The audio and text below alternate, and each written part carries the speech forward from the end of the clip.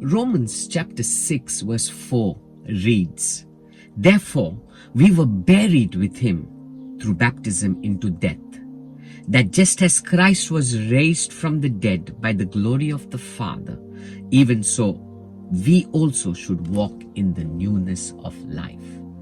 Here Paul is encouraging the church, that is you and me, to walk in the newness of life. That means that new life that Christ has given us, we need to walk in that life, not carry our old self. Remember, our old self is that self of sin, that life of wickedness, that life of selfishness. We were selfish, only seeking everything that would please me.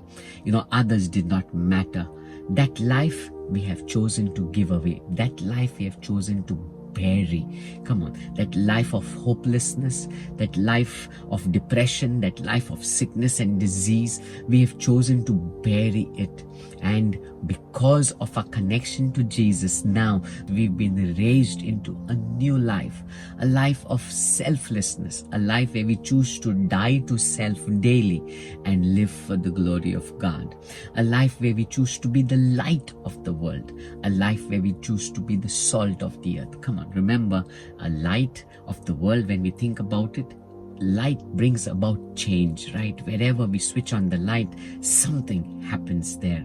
When you think about the salt of the earth, salt brings flavor. That's the life you are called to live, a life that influences others, a life that has an impact wherever you go.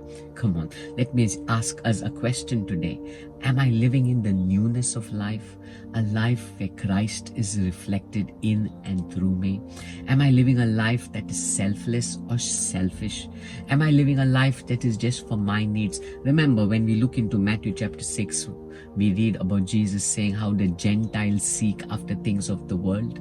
Am I living a life that is seeking the things of the world? Because we are not called to be Gentiles. We are called to be children of God, sons of God. We are adopted into the family of God. And knowing that you are His now, the life that you are called to live is a reflection of who He is. Remember, when you begin to live that new life, you will begin to experience abundance of life.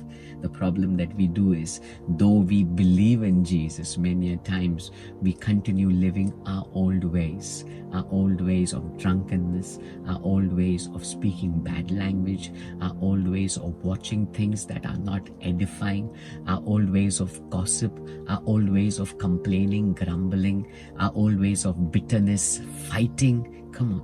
We are not called to live like that. Our old ways of unforgiveness, we are not called to live like that. The moment you say, I believe in Jesus, the moment you say, I am baptized and I am living a life in Christ, remember, you are called to live that newness of life, a life that reflects who God is, that the world around would be impacted, that everyone would look into our lives and say, God is truly working in and through them. Come on, I want to encourage you. Let us be people who live in the newness of life. God bless you.